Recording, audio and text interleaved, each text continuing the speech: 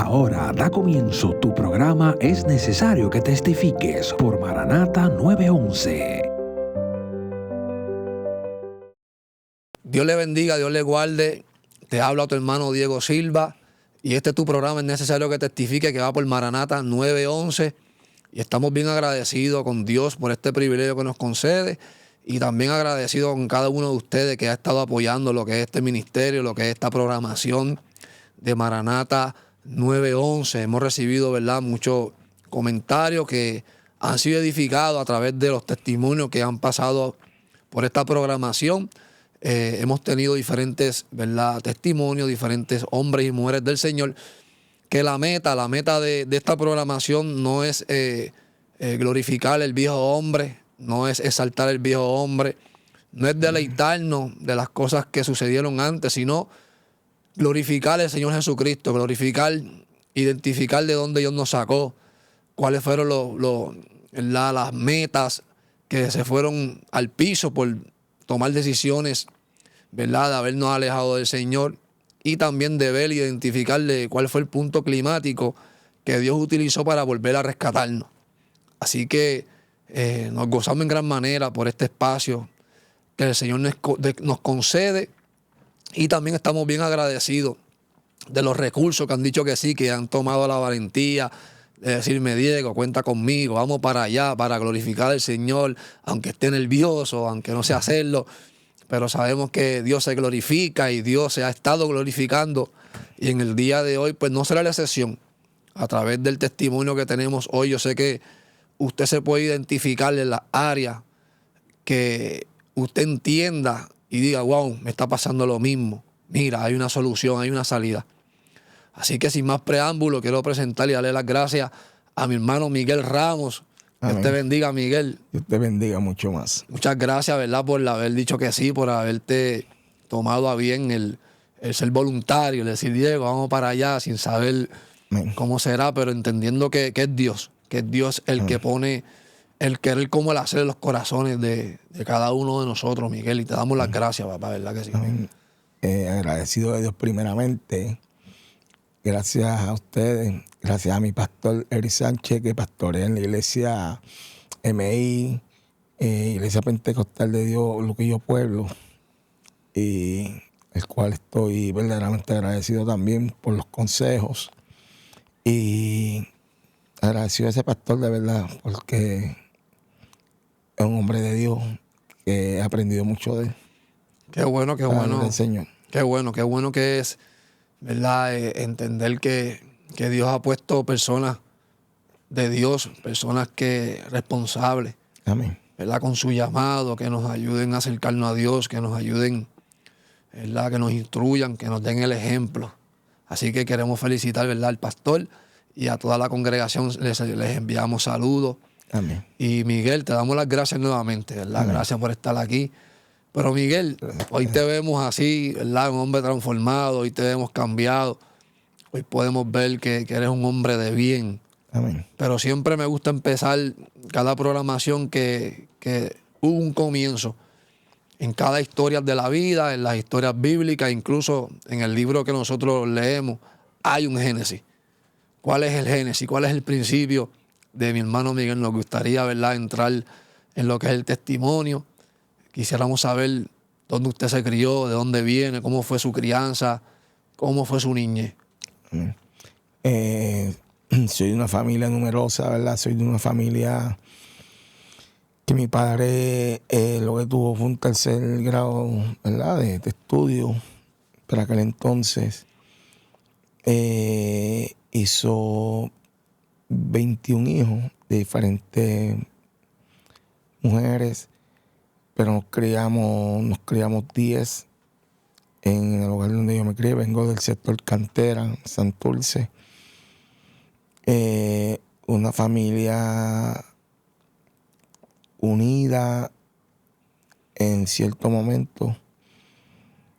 No me crié con mi mamá, ¿verdad? Me crió mi madre de crianza, ¿verdad?, desde los 6 meses de edad. Mi papá, un hombre trabajador, un hombre que recto, porque en cierta manera no nos dio la confianza. Era un hombre recto, de carácter, le teníamos temor. Al igual mis hermanos le tenían temor también. No había esa confianza, nunca hubo la confianza de sentarnos a hablar, de sentarnos a contarle nuestros problemas, sino que no nos atrevíamos porque pues, o nos amenazaba con darnos o nos amenazaba con castigarnos. Y crecimos en ese temor. Yo crecí en ese temor. Yo soy el más pequeño de mi familia. Como te digo, no me crié con mi mamá, no con mi mamá verdadera. Y uno de mis hermanos que se mató en un accidente en 1970, el cual yo le decía que era mi papá, porque pues me llevaba para todos lados, para todos los lugares donde iba. Pues ese era mi papá. Cuando yo estaba en el primer grado de escuela elemental, él tuvo un accidente y se mató.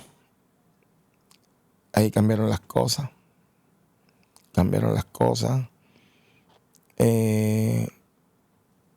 Sentí esa muerte, yo era un niño.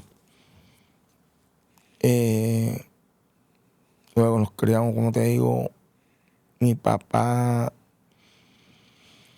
pues nos proveía, ¿verdad? Trabajó en San Juan, en los muelles, y en unos tiempos también difíciles, ¿verdad?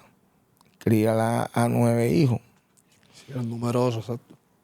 Y entonces, pues, nos criamos un poco apretados en el sentido ese donde verdaderamente compartíamos las mismas cosas. Un ejemplo dado, el televisor. Por consiguiente, el primero que se levantaba era el que tenía el control del televisor. Y así mismo, se desarrolló la familia y me desarrollé yo.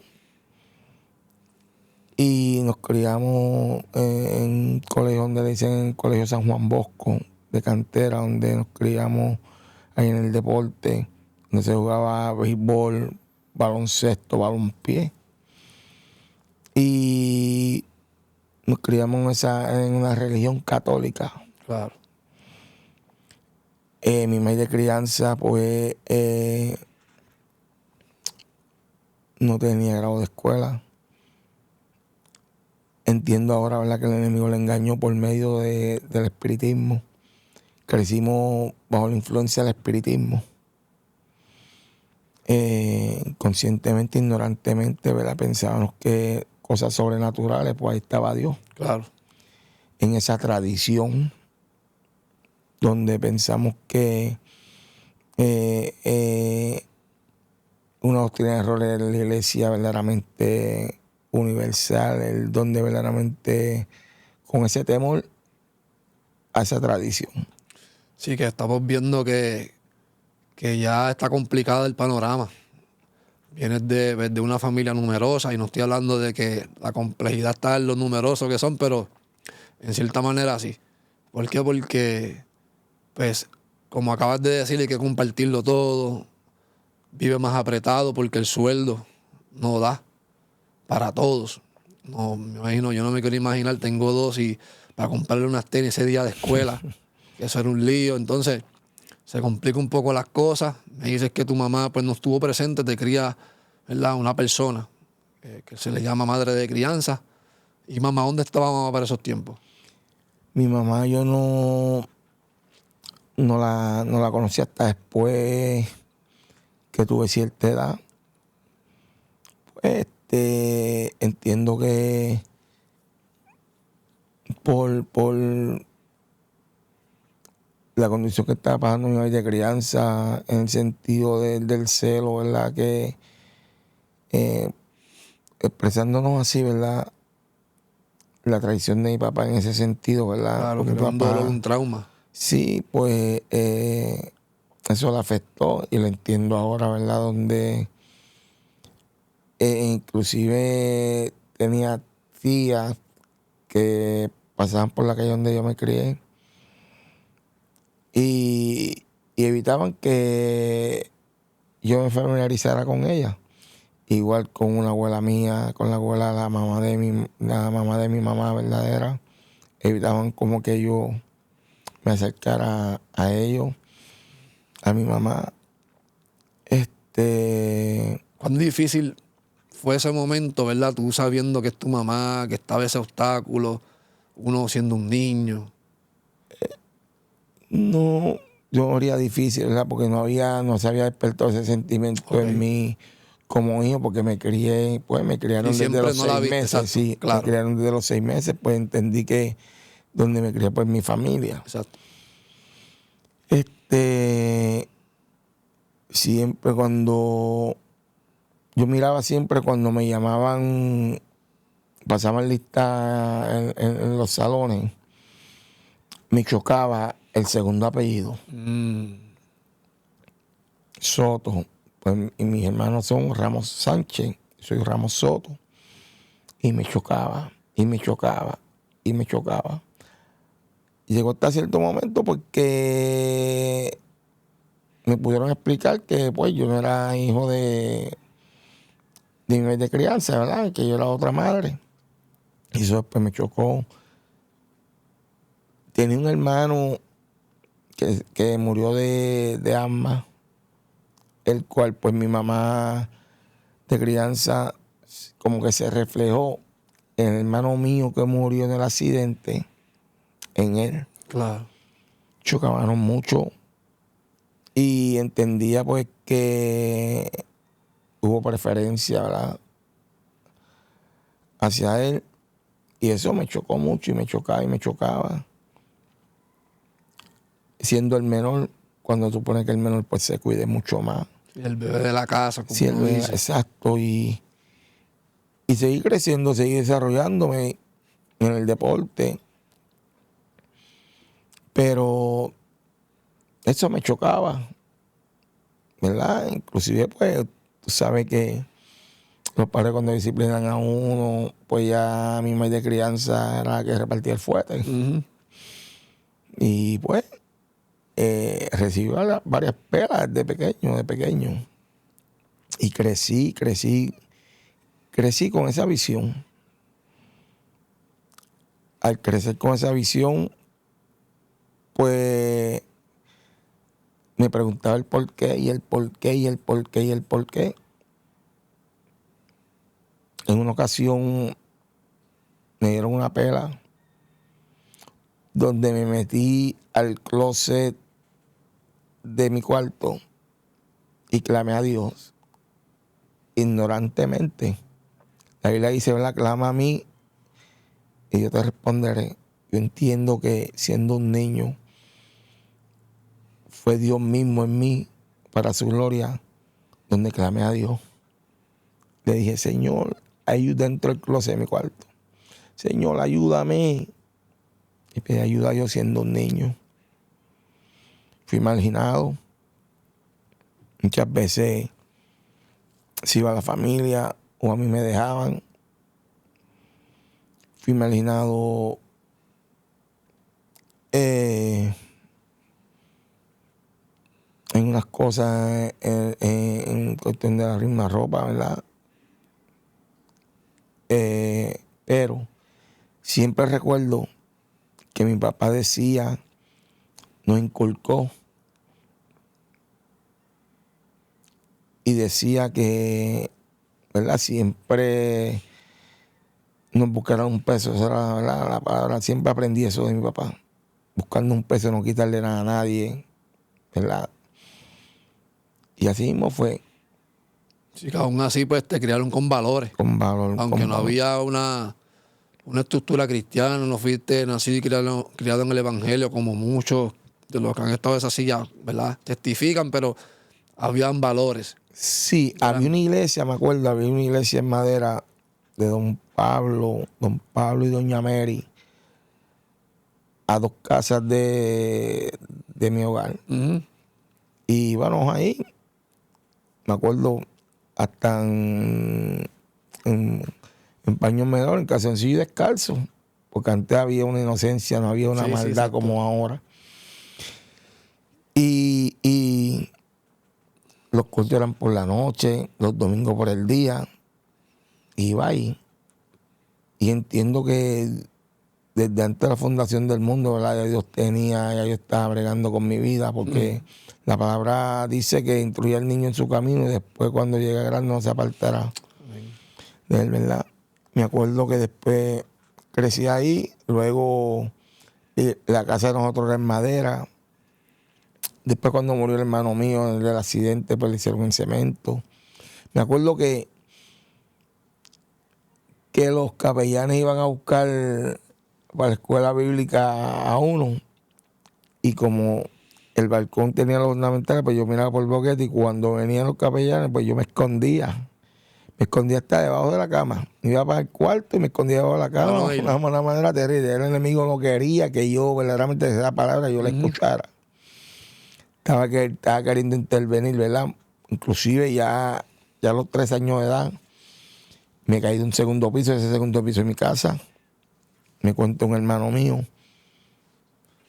Y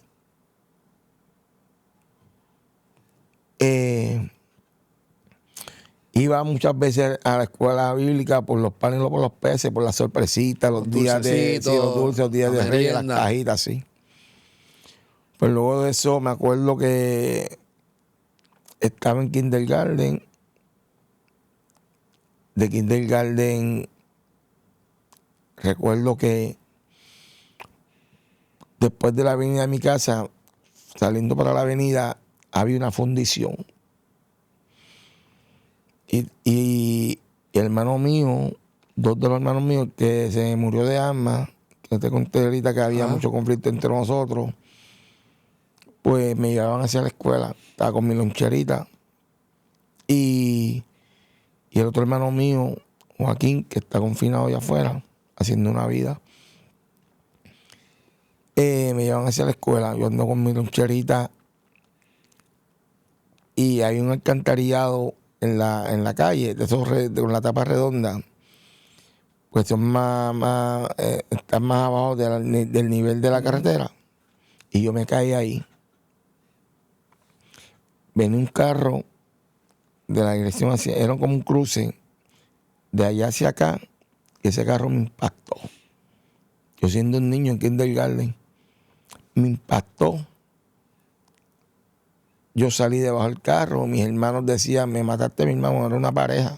Wow. Mataste a mi hermano. Pero yo no sentí nada, varón. Ni la lata, ni el bumper, ni nada. Yo salí debajo del carro. Me acuerdo, me llevaron al médico, no tenía nada. Después más adelante te voy a contar lo que pasó. Cuando yo conocí al Señor, lo que Dios me dijo. Pues luego de eso, ¿verdad? Seguí creciendo.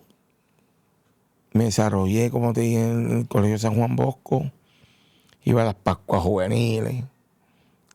Por intereses, ¿verdad? Uno tiene a Cristo, uno crece de la manera, viendo el ejemplo de mis hermanos, de mi papá, en el sentido de mujeriego y cosas así. Yo quería imitarlos a ellos también.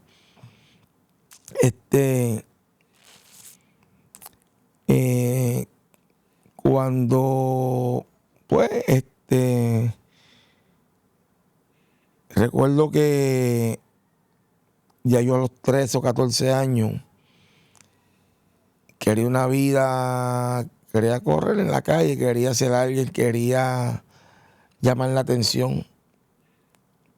Pero siempre trabajé, siempre vendí periódicos, trabajaba con un señor al frente de mi casa que vendía hot dog, que tenía unos carros de hot dog, siempre busco un peso para tener mis cositas y para tener mis bicicletas y demás.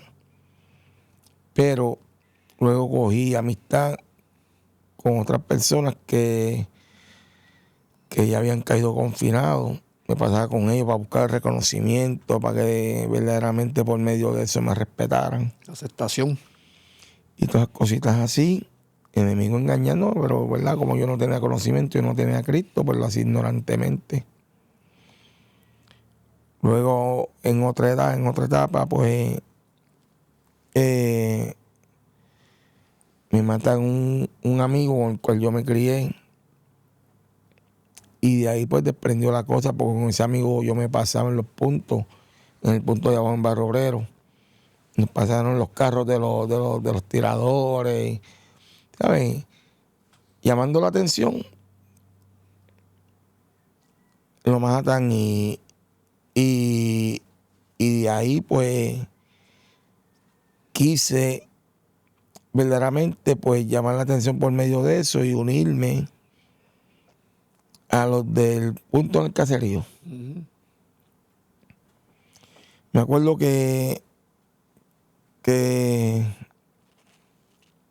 escucho que quieren quitarle la vida a un hermano mío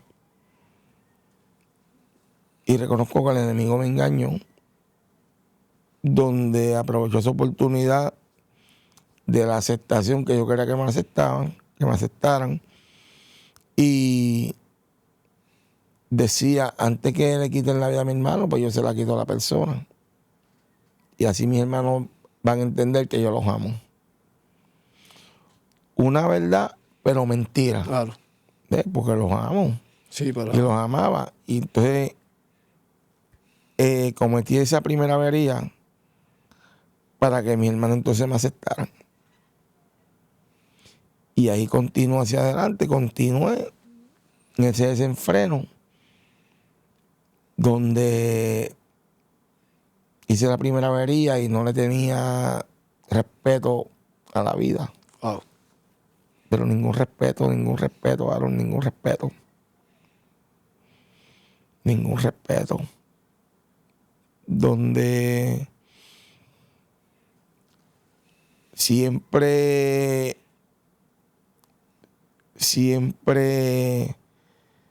cuando mis hermanos tienen un problema, yo llegaba y lo resolvía a la hora que fuera de día, fuera de noche, delante de quien fuera. Sin ningún miedo, sin nada. Y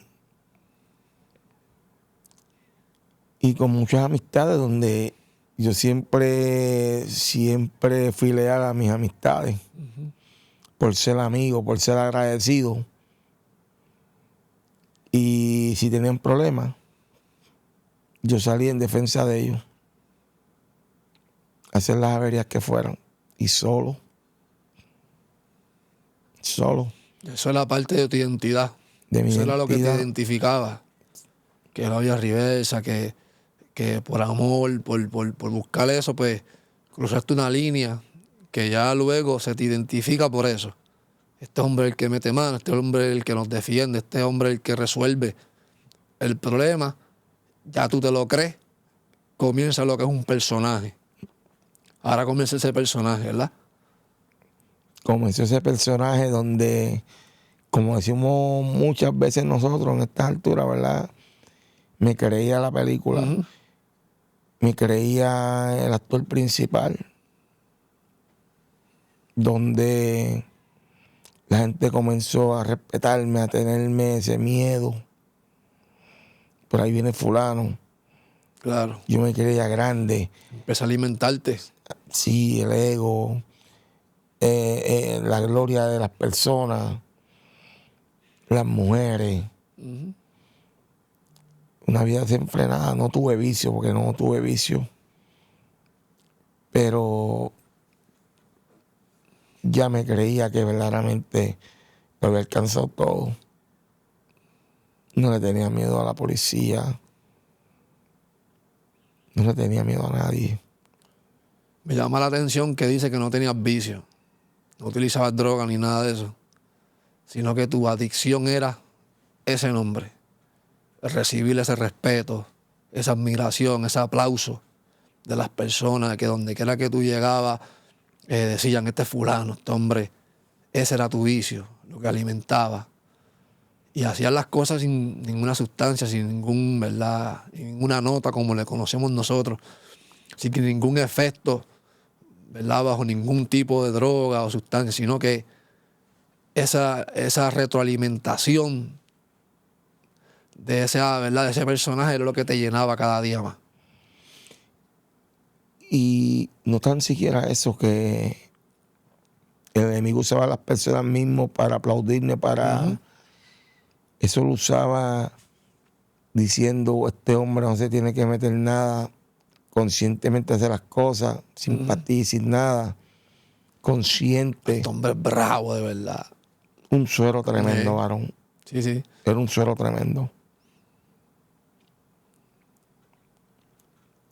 Sinceramente. Y pues de ahí seguí desarrollándome en esa vida delictiva hasta que caí confinado. Hasta que te diste con una realidad y que en la Biblia dice que tarde o temprano el pecado te alcanzará, que todo lo que uno siembre, tarde o temprano va a tener que cosechar y que no hay nada oculto que nunca llega a revelarse. Cuéntame sobre eso. ¿Seguiste tu vida delictiva? ¿Pensaba que nunca te iban a coger? ¿Pensaba que Eso hasta pensé, que llegó ese día? Eso pensé. Caí en la federal cuando aquí todavía no existía esa institución federal de Guaynabo. ¿Para qué año más o menos? ¿Te acuerdas? Eso fue para el 1986. Muchachito. ¿Verdad?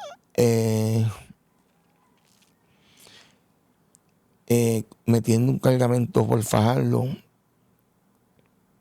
nos arrestaron porque éramos un grupo. Nos arrestaron, me dieron 8 años de sentencia, por el cual hice 3 años y pico. Conocí mucha gente allá adentro en la federal. Yo era un muchachito. En la federal no había muchachitos como ahora. ¿A qué edad más o menos que te acuerdes? 22 años. Joven.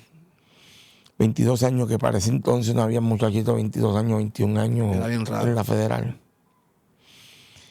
Porque para ese entonces lo que habían era gente mayor. Yo me crié cuando las personas en los puntos de droga no querían muchachitos. No, claro. Y pensando que por su edad pues los podían delatar, se los pillaban, lo que sea. Ya yo tenía una madurez tremenda en ese sentido. Pues cuando caigo confinado en la federal, hice el tiempo, pues conocí muchas personas, pero lo primero que me impactó cuando ahí me arrestaron, que yo llego a presidio, esas misiones, lo primero que vino a mi mente fue de donde yo vengo y de donde yo caí. Una cosa impactante, porque nunca había caído en una institución, nunca había habido unas misiones cuando había un hacinamiento tan terrible. Antes había un hacinamiento tremendo.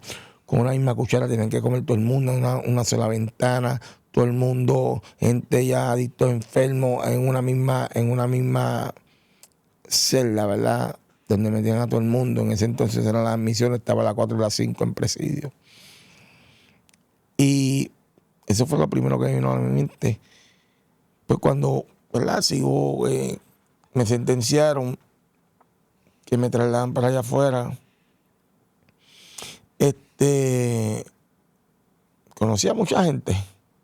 Inclusive cuando estaba el jefe de la mafia de allá afuera, neoyorquina, ¿verdad? John Gotti, que me imagino que tal vez sí. Los macheteros, para ese tiempo habían cogido los macheteros. O sea, te trasladan para Estados Unidos, te extraditan para hacer tu tiempo, lo que son las prisiones allá. Exacto. En Estados Unidos. Luego allá empieza a conocer todos estos personajes también grandes. Lo que pasa es que primero nos trasladan por estos de los grupos, porque para aquel entonces pues estaban matando mucha gente en las cárceles.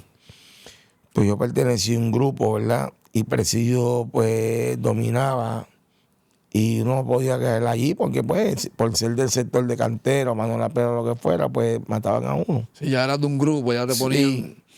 Entonces pues yo estoy con el hijo de una persona que murió,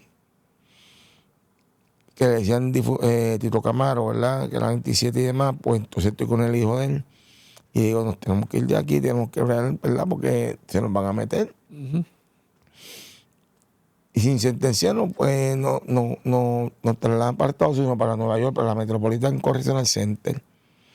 Llegamos allí, una experiencia nueva, lloramos, ¿verdad? Porque fue un día de visita, porque sufrimos allí trancados, no teníamos la libertad como los que estaban en presidio, que tenían patio, estaban dentro de la sede de un pasillito. No, y que, perdóname, no solamente eso, no es tu idioma, no es tu lugar, diferentes idiomas, no sé si dominabas el inglés, No, es bien diferente la cultura, la comida, ¿sabes? Ya estás preso también, más complicado, entonces ahí se están apretando las cosas. sí.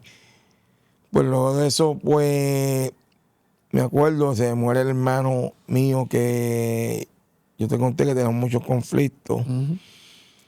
que se murió de asma. Me traen, lo veo. Luego, pues, me acuerdo que habían inaugurado Malvinas y en Malvinas estaba el abuso por parte de los oficiales de custodia, porque antes el confinado tenía el control de las cárceles. En Malvinas, pues ya la administración pues tiene el control porque una persona por celda, Sí, sí, sí. que no es el bonche Hay un por grupo. fuera, exacto. Y cogí parte de ese abuso. Viví ese abuso en la prisión por parte de la administración. Y luego, pues, cuando me sentencian, me trasladan para allá afuera. Pues ahí, pues, como te dije, comencé a conocer personas, a coger números de teléfono. Y el enemigo seguir engañándome, vas a ser grande. Ahora sí que vas a conocer gente por allá afuera, en tantos países, vas a estar, olvídate, en las nubes. Cuando salgo, a los 2 meses y medio de haber salido, me acuerdo que voy a hacerle un favor a un amigo mío que le habían prestado un arma de fuego, el cual estaba dañado. Y él se va adelante para el caserío. Cuando me presento ahí en el kiosco que nosotros teníamos, en cantera, para ver un tornero, ¿verdad? Para ver un hombre que brega con armas, pues como el amigo mío continuó hacia adelante, pues me detuvo un momento y cuando salí detrás del amigo mío, que yo le estaba haciendo el favor del arma, porque lo había empeñado, y voy de camino hacia el caserío, viene una persona con una bebé, lo veo, le doy paso, y cuando le voy a dar paso, me toca el cristal y me dice que me quiere te voy a matar, pero me da una palabra ofensiva. Ajá. Y yo le digo, ahí fue que me crecí, porque digo, pero si yo estuve en la calle y nadie me ha dicho esas palabras. Una falta de respeto. Me falta, tú sabes. Y de que tú me vas a matar a mí, yo vengo para acá ahora, si tú me vas a matar, le digo. Fui, busqué un arma que yo tenía guardada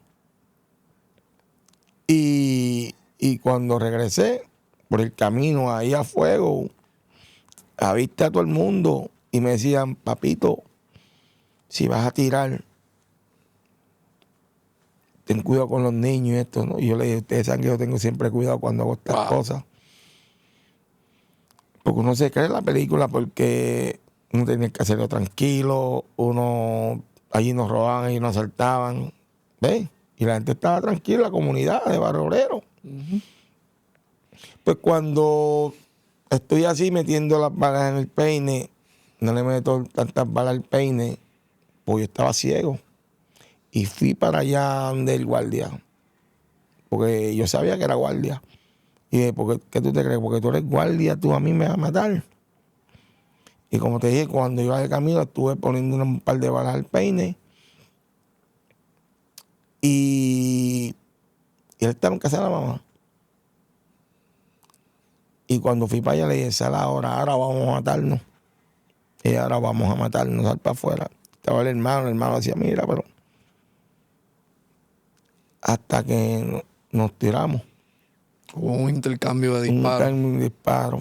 Entre ambos. Entonces yo vi cuando como se me acabaron las balas, cuando le metí tantas balas al peine, inclusive arriesgué mi vida ahí porque pues él tenía varios peines con la guardia penal. Pues vi cuando le di por aquí, por el costado, como se agarraron las balas, salí y en bala a correr. Estuve guardado, estuve varios días escondido. Y como yo le debía a la federal, yo había salido de la federal, le debía parol. Estabas en probatoria. Si no me entregué, yo dije, yo no me entregué, seguí corriendo. Tuve 2 años y medio corriendo a la policía, a los federales, a todo el mundo y guerreando. Cuando hablamos de corriendo es, ¿verdad? El que es Que no me prófugo. entregué, sí, prófugo. Estuve corriendo ahí, prófugo. Apareciendo en los periódicos, todo el mundo buscándome. Y demás, me buscaban hasta en casa de mi madre de crianza, hasta en los gabinetes buscaban. Y te convierte en lo que es, ¿verdad? Lo que le conocemos como los más buscados. Los más buscados. En todos los bulletin boards, de los cuarteles. Así salían. Y decían, salía con unos cuantos que decían, se buscan estos los 10 corridos más buscados. Me acuerdo de esa noticia en primera plana. Y yo tenía que inventármela. Tuve un tiempo guardado, tuve un tiempo donde tenía que verdaderamente usar barba, bigote, disfrazarme, porque me estaban buscando demasiado. Luego de eso, pues, sí, en esa vida donde yo tenía que buscármela, porque estaba prófugo, yo tenía que cuadrar lo de mi caso. Uh-huh. Pues, una amistad que yo tenía en el caserío, el cual yo vi de niño, que siempre los quise como un hijo, pues tienen unos problemas, cuando crecieron tienen unos problemas con una gente ahí en el caserío. Cuando yo me entero, pues yo le quise dar la mano, yo estaba en otro lado, por ahí por Santurce, y me presentan a una persona que es dueño de un punto, que lo conozco, hicimos amistad y yo le conseguía las cosas y nos hicimos, como quien dice, socios. Uh-huh. Pues el caso es, pues esos muchachos que me presentan, ese muchacho, tienen unos problemas en el caserío. Yo voy y hablo con esa persona, me acuerdo, estaba en la playa, me le metí por allí, estaba con un grupo de muchachos que pues estaban en las mismas que yo. Me meto por allí solo, me le meto y le digo, si tú tocas a estos muchachitos, vas a tener problemas conmigo, me voy a meter para allá adentro. Porque esos muchachitos me estaban ayudando a mí verdaderamente a poder yo salir hacia adelante por medio de, ¿verdad?, del trasiego de drogas. Pues el caso fue que matan a ese muchacho, que esos muchachitos me presentan, y de ahí se forma una guerra. Una guerra ese caserío, pero sin cuartel. Una guerra sin cuartel. Pero me acuerdo, antes que mataran a ese muchacho, ¿verdad?, que yo le digo que era mi socio en ese sentido, estamos, me acuerdo, en una guagua de un dealer que nos habían prestado. Estamos por Bayamón y veo al hermano del guardia que le había quitado la vida. Ese era el testigo de mi caso. Le digo, sigue esa guagua, ese es el testigo de mi caso. Pues para llevarme enredado, ¿verdad? Para que verdaderamente entonces yo quedarme afuera en la calle y la persona verdaderamente no testifique. Pero cuando le estoy llegando, que le llego, con un amigo mío, se están bajando la esposa y un bebé. Yo los tenía allí, ya la escena estaba cuadrada. Le digo al amigo mío, vámonos, pues está la esposa y hay un bebé. Que no vaya a ser que por un tiroteo, por este tiroteo, lo que sea, se vayan inocentemente. No es como ahora, ¿verdad? Que ahora tuve que se va inocente y paga inocente. No había como ese código, como le dice la gente, ¿verdad? Por lo menos en ese sentido uno respetaba. Claro. Y de ahí continué en esa guerra, en esa guerra, en esa guerra, hasta que me arrestaron. Llegó el momento nuevamente. Llegó el momento nuevamente que me arrestaron ahí en Carolina. Estaba viviendo con una de las maíz de mis hijas, estaba embarazada, tenía varias mujeres embarazadas al mismo tiempo. Una vida desenfrenada, una vida que tenía mujeres por donde quiera. Me quedaba en apartamento, en casa de mujeres que verdaderamente eran mis escondites. Y entonces, pues, aún así, me pasaba en discotecas, me pasaba en Puerto Tierra, me pasaba por todos esos lugares públicos. Una persona que me estaban buscando por todos lados. Pero llegó el momento que me arrestaron y yo no tenía escapatoria. Yo decía que para arrestarme me tenían que matar.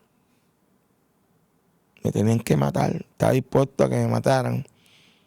Me acuerdo que yo antes que me arrestaran consultaba a espiritistas, a santeros, para que me dijeran, para verdaderamente, inclusive, ¿verdad? Me llegué a echar collar y cosas así, pero que no tenía esa convicción de esas cosas. Porque algo me decía, pero si esto es una piedra.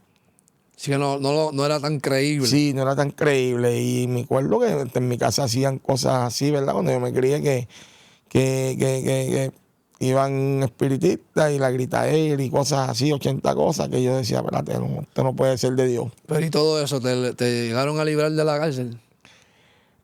Cuando primero antes que me arrestaran, que yo pasara tantos años de mi vida en la prisión, me cogí un caso, estando prófugo. Me cogen en la 65 por el frente de Domino's Pizza. Me cogen con un arma de fuego. Yo estoy prófugo cuando yo voy a sacar la licencia del Dash, ahí había un arma. Había un guardia acá y cuando el guardia de acá lo vio, dijo, tú me quieres matar tanto. Y el otro, pues, yo no podía hacer nada porque si hacía algo me iban a matar. Ajá. La única opción que yo tenía es o correr, que me mataran, con lo que hice. Me tiré encima a pelear, llamaron un montón de guardias, los guardias de Monteatillo por allí, llegaron un montón de guardias, me dieron, hasta como uno dice, hasta por debajo del pelo. Me pusieron, me desfiguraron, yo parecía un monstruo. Pero una cosa bien fea. Sí, que hubieron muchos sucesos. Sí, para verdad, y tú veías y seguías para adelante. Y para adelante. Y no importaba. Y llegaste el momento en donde sí te sentenciaron a ¿cuántos años? Cuando me arrestaron después de eso, yo estuve un par de días, estuve en el hospital con manga, porque por la paliza que me dieron, me le fui al cuartel, y a los pocos días, en esos mismos días, me arrestaron. Ahí me arrestan, pero quiero contarte un suceso antes que me arresten. Porque cuando yo salí de la federal, la primera vez, yo salí con esas ansias de matar guardias, de matar jueces. Porque yo decía, si uno le va a los guardias, si uno va a los jueces, uno le está enviando un mensaje. Y te dio una rebeldía en contra de la autoridad del sistema. Y para que se aquieten y no den tantas sentencias a los delincuentes, para tener un control. Me acuerdo que estoy por allí por la luz del Burger King de Río Piedra y estoy prófugo y se para un Vivo Regal color vino en esa luz, con la dirección hacia acá y yo voy hacia arriba. Cuando lo veo yo digo, esto es un juez. Por la mente de darle, de repente cambia la luz y no vi más el juez. Escúchate bien esto. Cuando me arrestan, que estoy prófugo, ya me arrestan, pues me meten en el C2 de Mayagüez, una máxima donde los guardias me querían matar porque fue un guardia penal. Y el sistema en contra de mí tenía todo en contra. Me acuerdo mi abogado, cuando ya iba para corte, los primeros días que fui a corte, a las vistas, me dicen, papito, la sala que te toca, te tenemos que cambiar de esa sala. Porque el juez que te tocó es malo, en malo, a mí me tocaban 100 y pico de años. Pues el caso fue que me cambian de sala, me cambian de juez, y cuando me fueron a sentenciar, el juez que me fue a sentenciar fue el mismo que yo quería matar en aquella luz. La palabra dice que el ángel de Jehová acampa alrededor de los que le temen y los defiende. El juez era cristiano. O sea que ya Dios tenía la sentencia y la persona que me iba a sentenciar. Y empezar a tratar contigo con ese corazón. El tiempo nos ha traicionado. Quiero que me resuma rápido, ¿verdad? Okay. El tiempo en la prisión. ¿Cuánto tiempo tuviste en la prisión? Hice 3 años y pico primero, 2 años y medio prófugo, hice 23 años y medio de esa sentencia de lo del guardia, pero cuando Dios trató conmigo fue en unas máximas, en un revolú de grupo, caigo en esas máximas. Cuando caigo en esas máximas yo me quería fugar. Conocí un hermano que fue el que dio uso de instrumento. Llega ese hermano ya descarriado, lo conocí, rodeados nosotros de enemigos, nosotros éramos 2 contra, ¿verdad? Rodeados de enemigos. Salíamos para la recreación y estábamos planeando irnos en un helicóptero. Cuando ese hermano nos da la recreación, nos salió, me acuerdo, un día nos sale para la recreación y le digo, oye, Sammy, bueno, saliste, cogiste miedo. Y dice, tú no me conoces, papito. No comía, no bebía, no hacía nada. Y yo no sabía lo que estaba haciendo. Cuando un día le pregunto, ¿verdad? Porque ya Dios, el Espíritu Santo de Dios estaba tratando conmigo, porque ya yo le estaba preguntando a una persona que estaba descarriada también allí, que si era verdad que cuando le tocaban a una persona así, se caían. Y me dice, sí, papito, esto y lo otro. Pues el caso fue que yo le decía a Sammy, al varón que Dios usó de instrumento, ¿no vas a comer? No, no voy a comer. El caso fue que yo quería que me parara el futuro. Pues yo creía en esa, ¿verdad? En ese sentido, en cierto punto. Y entonces cuando el varón me dice, papito, pasa tal día por aquí. Cuando pasé por allí, el varón me habló por medio del Apocalipsis y me dijo, puedes aceptar a Cristo aquí o vas a tu celda y lo aceptas. Subí a mi celda y acepté a Cristo. Ahí conocí al Señor. Pero ese varón, lo curioso es, lo tremendo es que ese varón desistió de fugarse. Dios le habló, tuvo 7 días de ayuno dentro de aquella celda, ayunando y orando por mí. Eso es lo maravilloso de esto. Ahí el Señor tocó tu corazón. Ahí el Señor tocó mi corazón. Levantaste las manos, Dios transformó tu vida, tu corazón, amén, tu mente. Tenía una cadena, me acuerdo, tenía una cubana con una medalla y preparada. Yo decía que estaba preparada. Con un coral, le ponía un coral, ese es un hermano mío que tengo al lado, pues me preparó esa cadena. Yo decía, esa cadena voló en pedazos. La ofrendé por ministerio, verdaderamente. Y de ahí verdaderamente Dios trató conmigo de una manera poderosa y sobrenatural, donde las personas en la calle no creían que yo me había convertido ni en las instituciones penales. Donde verdaderamente aprendí, donde mis pastores fueron los altares radiales y altares televisivos, el hermano Gille, y los capellanes, que es un ministerio tan grande, que es tan necesario, verdaderamente, que Dios usa para llevar la palabra dentro de las instituciones penales. Ministerio, wow, sufrido, un ministerio que yo le doy gracias a Dios por ese ministerio, donde nos fueron a alimentar allí a muchas personas y donde en esa prisión no había iglesia y Dios nos usó al varón de instrumento que Dios usó para mí como punta de lanza para la iglesia que hay hoy en esa institución penal. Gloria a Dios. Y nos gozamos, Miguel. De verdad que sí, que vemos lo que Dios es capaz de hacerle a un hombre. Amén. Que se entrega al Señor, que no hay nada imposible, que cambia corazones de piedra sin sentimiento. Amén. Los pone mansos ahora, ¿verdad? Sublime a su palabra. Amén. Y hemos visto, ¿verdad? Y damos gloria a Dios por ti. Amén. Ya estamos para cerrar, mirando esa cámara, un consejo a esos jóvenes para culminar lo que es el testimonio, varón. Sí, en una ocasión me encontré a un varón dentro de la institución penal, cristiano ya, pero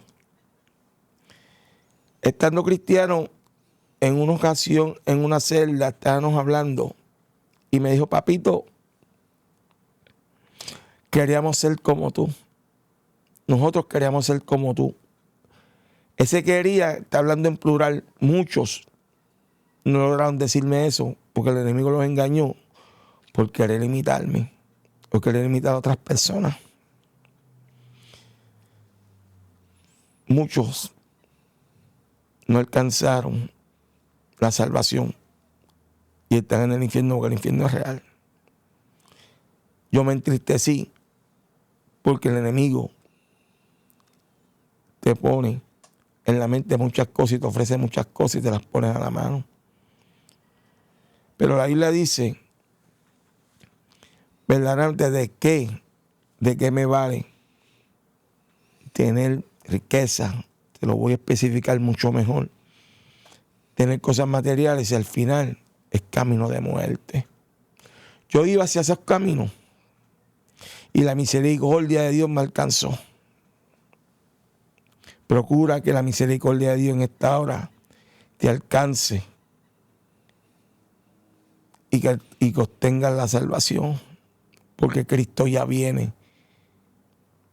Esto no es coincidencia, sino que el Dios que nosotros le servimos, en Dios hay propósito. Es el único que puede transformar tu vida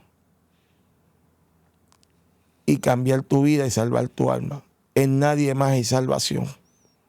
En nadie más. Los caminos del Señor no son fáciles, pero se puede con Cristo, porque si lo ha hecho conmigo, lo puede hacer con cualquiera. Y yo no soy Superman, ni fui Superman. Es un engaño al enemigo. Porque de Dios es el poder. De Dios es la gloria. De Dios es la gloria. Cristo ya viene. Cristo quiere salvar tu vida. Y Él te perdona. El hombre no tiene misericordia. Pero Cristo tiene misericordia. Cristo murió por ti. Cristo murió por mí.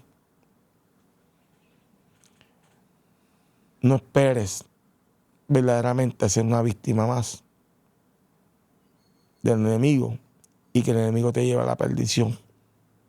Busca a Cristo hoy. Dios los bendiga mucho. Amén, amén, Miguel. Muchas gracias, Miguel, por haber compartido con nosotros tu testimonio. Y oramos para que el Señor te siga fortaleciendo, amén, para que siga, ¿verdad?, creciendo espiritualmente y para que el Señor abra puertas para que muchos escuchen este testimonio, Miguel. Así que gracias, Señor. Dios te bendiga, papá. Amén. Gracias. Muchas gracias. Y queremos darle gracias también, ¿verdad?, a las personas que han estado conectaditos a lo que es este testimonio, esperando que el Señor, ¿verdad?, ministre su vida y usted se pueda identificar con este testimonio. Así que se despide. Quiero pedirle perdón porque hay personas que tal vez no he visto, hay personas que tal vez no saben de mí. A personas que en algún momento dado yo le hice daño por medio de sus familiares. Les pido perdón y que Dios los bendiga. Amén, amén. Así que muchas gracias, Miguel. Gracias, amén, ¿verdad?, por haber estado aquí con nosotros. Seguimos orando por ti para que amén, el Señor te fortalezca. Amén. Y también le damos gracias, ¿verdad?, a esas personas que han estado en sintonía, que nos han acompañado en este precioso momento, esperando que el Señor haya ministrado algún área de su corazón y su vida y vean que con Dios todo es posible, amén, y que hay mejor y hay esperanza en Él. Así que Dios les bendiga, Dios les guarde y este es tu programa Es Necesario que Testifique, que va por Maranata 911. Dios te bendiga. Amén. Dios los bendiga. Dios te bendiga, Dios te guarde. Si esta programación ha sido de bendición a tu vida, llámanos, queremos orar por ti. Puedes llamar al 787-953-6499, 787-953-6498. Tenemos hermanos dispuestos, disponibles a orar por ti. Queremos poner aún profesionales de la salud a tu disposición. Esto es Maranata 911, un oasis en medio del desierto. Dios te bendiga.